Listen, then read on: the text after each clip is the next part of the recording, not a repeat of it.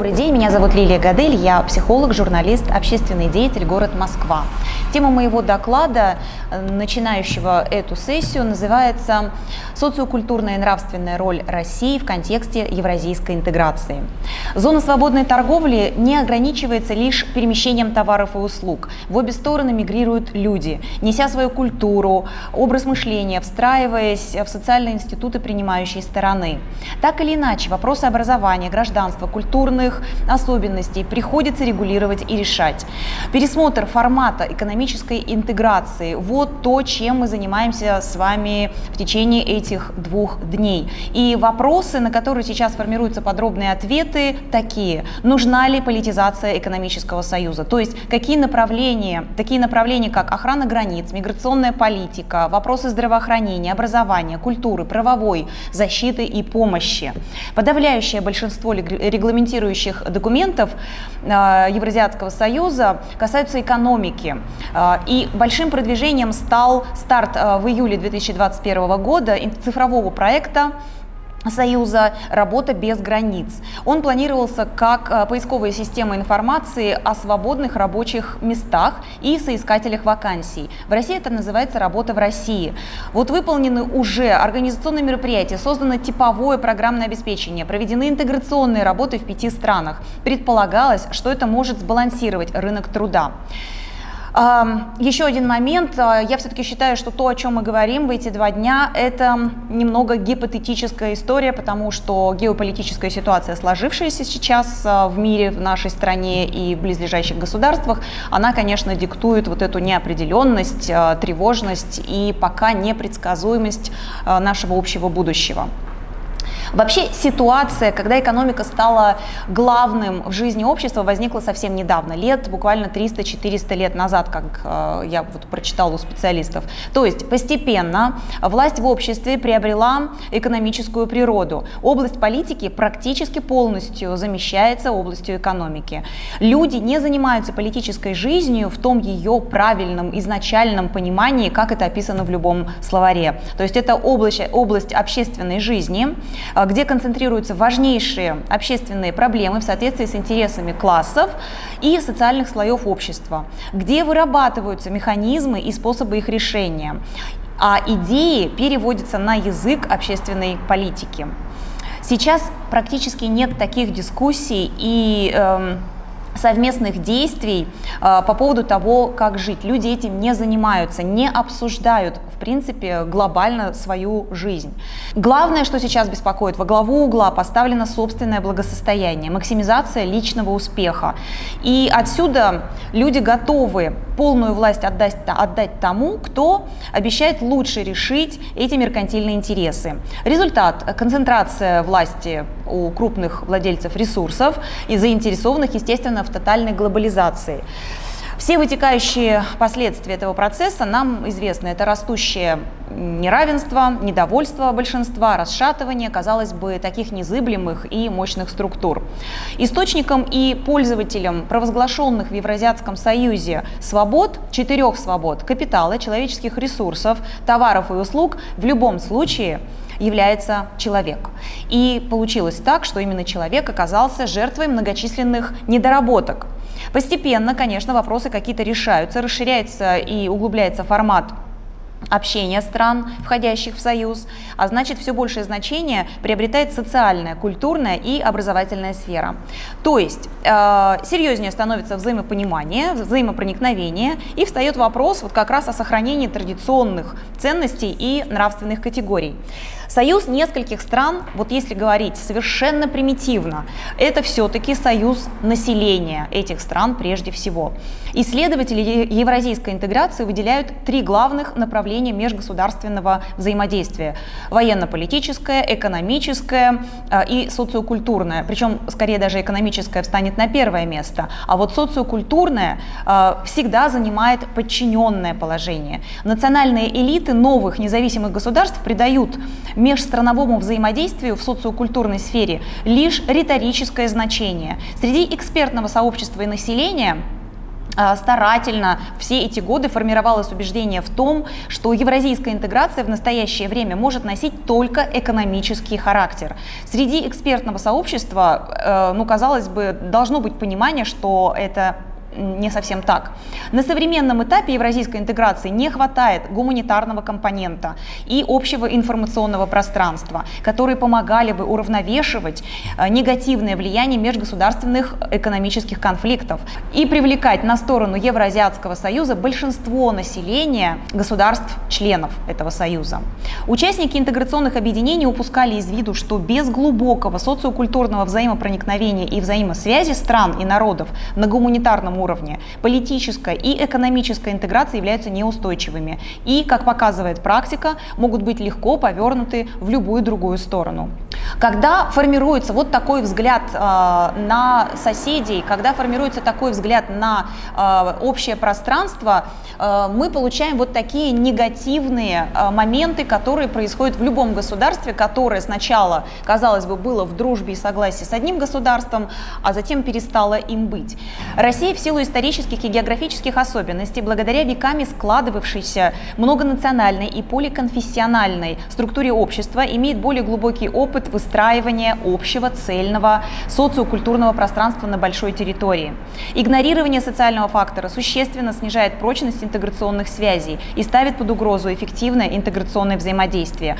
Любые политические договоренности и взаимосвязь национальных экономик не спасут от дезинтеграции, если разорвется гуманитарная, культурная связь и возникнет информационно-идеологическое противостояние, что мы, собственно, сейчас и наблюдаем.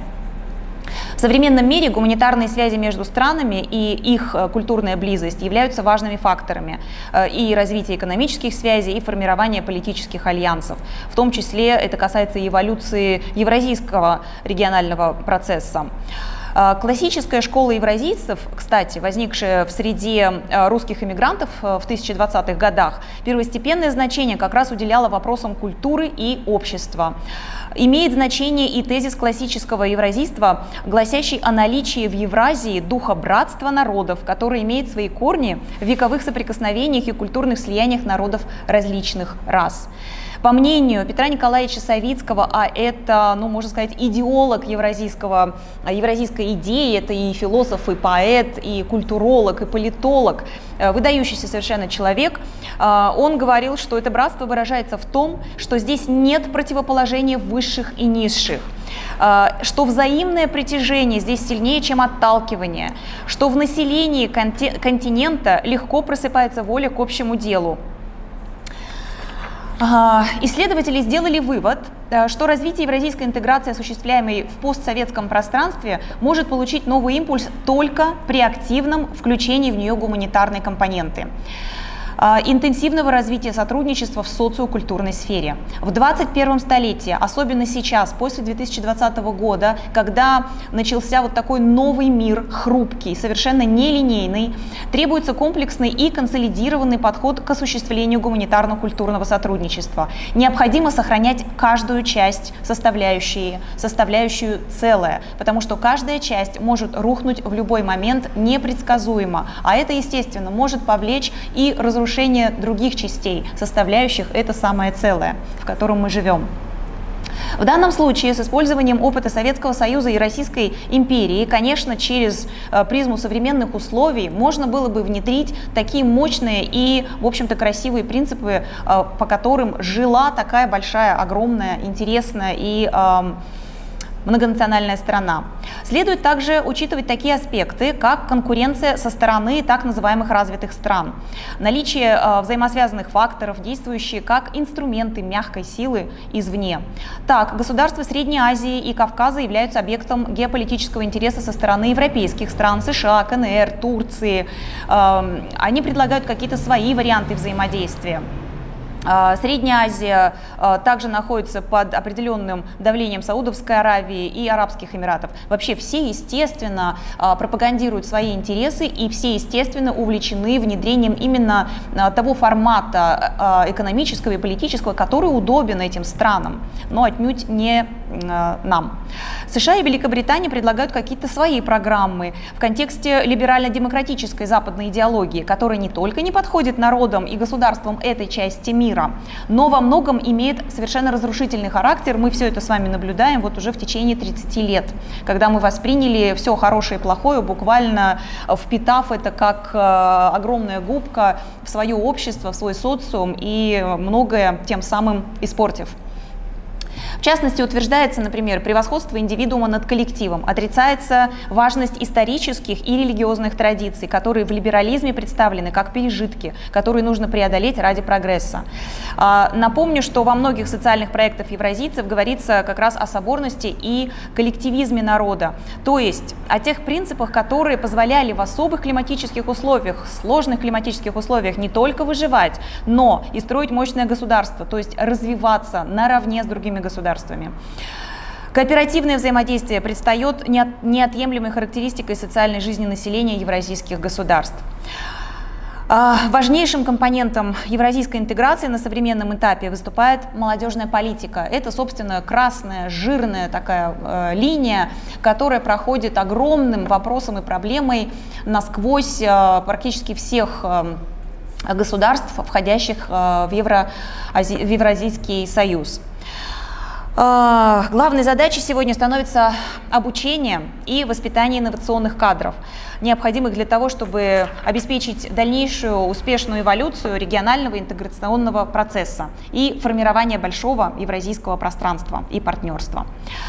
Впервые в истории человечества связь поколений требует какого-то нового формата, еще, в общем-то, может быть, и не разработанного, и непонятного, нового формата общения и передачи опыта. Старшие поколения, те, кто родился в цифровую эпоху, не имеют определенного общего опыта. Поколения отличаются как на уровне психологии, так и мышления и образа жизни. Родившиеся до 80-х и после 80-х годов имеют совершенно различный менталитет, по-другому смотрят на мир, имеют разные приоритеты.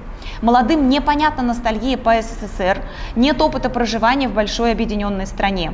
Советская идентичность совершенно размыта, а это как раз был тот опыт создания особой личности, особой идентичности, медоидентичности, которая необходима, и многие сейчас об этом говорят, необходима сейчас в Евразес. Евразийский союз должен породить свою метаидентичность, иначе он, возможно, и не сложится как устойчивое образование, окажется нестабильной конструкцией. Идентичность – это вообще одно из важнейших условий развития сильной и правильной, такой здоровой личности человеческой. И мы, естественно, живем в такой многослойности идентичностей, многослойности лояльностей. Мы преданы своему роду, национальности, традициям, вероисповеданию, да, своему роду, семье, родственным связям, дальше какой-то общественной, может быть, организации, образовательному институту, дальше там городу, республике, стране, и вот в конце концов, как такой красивый расцветший цветок на прочных, мощных корнях многослойности идентичности, вот этот цветок евразийской метаидентичности, к которому, возможно, и нужно стремиться. Это, конечно, вопрос на повестке, который нужно обдумать. И если говорить о многополярности, а мы сейчас как раз обсуждаем такой проект, как Евразес, это вариант многополярного мира, на полюсе Евразес общность должна быть на всех уровнях, иначе конструкция будет действительно очень шаткой. Но для формирования метаидентичности надо радикально менять культурный текст, я думаю, вы с этим согласны.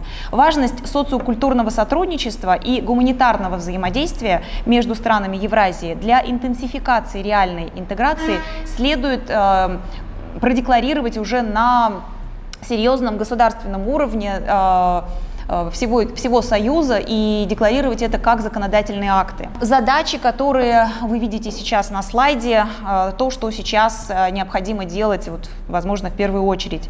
Необходимо активизировать работу по созданию единого научно-образовательного пространства. Важно укрепление гуманитарного сотрудничества по межгосударственным образовательным связям стран Евразес.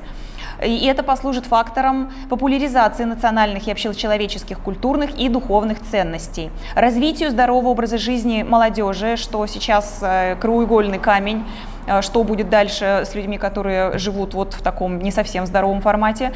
Это послужит содействию деятельности общественных объединений и организаций в интересах сохранения как раз этнической идентичности, национально-религиозной самобытности, духовного и культурного наследия коренных народов и их консолидации в рамках гражданского общества на пространстве всего континента. Хотелось бы отметить роль как раз общественных организаций, которые в данном случае, возможно, даже при небольших размерах играют очень серьезную большую роль в формировании вот этих нравственных качеств и молодого поколения, и в общем-то, уже взрослых людей. Именно на базе общественных организаций можно было бы провести очень важную часть работы по созданию вот этой большой общей мета-идентичности человека евразийского пространства. Но здесь нельзя забывать, что, конечно же, очень сложно совместить традиционный уклад жизни, какие-то традиции и религиозные, и культурные, и национальные, вот коренные какие-то традиции, в которых живет многонациональное наше государство, трудно это совместить с искусственным интеллектом, с цифровой такой вот уже эрой, которая наступила в нашей жизни. Но на практике надо находить какие-то точки соприкосновения, нужно находить какую-то золотую середину, потому что без технического прогресса мы уже не можем обеспечить население планеты ни питанием, ни медицинским обслуживанием, ни защитой от каких-то техногенных и природных катастроф. И все это очень плохо, конечно же, сочетается с исконно традиционным образом жизни. Почему же все-таки Россия — это локомотив, это такой авангардный, можно сказать, состав вот тех принципов, на которых зиждется евразийское пространство? Мы в нашей стране побывали во многих крайностях. Коллективизм и индивидуализм, насильственный атеизм и возрождение религиозности, отсутствие собственности и перегибы приватизации, закрытие границ и возможность быть человеком мира. Почти авторкия, когда мы полностью обеспечивали себя абсолютно всем жизненно необходимым и были в чем-то даже впереди планеты всей. Так вот, мы прожили такой период практически полной авторкии и сегодняшнюю зависимость практически каждой сферы жизни от внешнего участия. Мы пережили это и многое другое. Вообще сложно представить, какой еще народ может похвастать такой степенью адаптивности и способности выжить в любых предлагаемых обстоятельствах. И сегодня требуется найти ту золотую середину, которая позволит реализовать важные цели. Создать территорию мира, где будет жить психологически и физически здоровое общество, в котором государство и человек смогут реализовать индивидуальные стремления с учетом общего благополучия и без ущерба окружающим и, главное, природе. Вот моя сегодняшняя презентация – это гимн природе нашего евразийского пространства и, прежде всего, конечно, нашей Родины, России. Мне хотелось бы показать вот эту бескрайность и полей, и гор, и рек, и лугов, в которой мы счастливо должны жить, и сделать для этого все возможное. Мы храним опыт политического, экономического, научно-образовательного и социокультурного взаимодействия. Поэтому Россия должна оставаться ядром, локомотивом, созидателем евразийской интеграции как глобального российского геополитического проекта развития в 21 веке. Благодарю вас за внимание. Спасибо большое.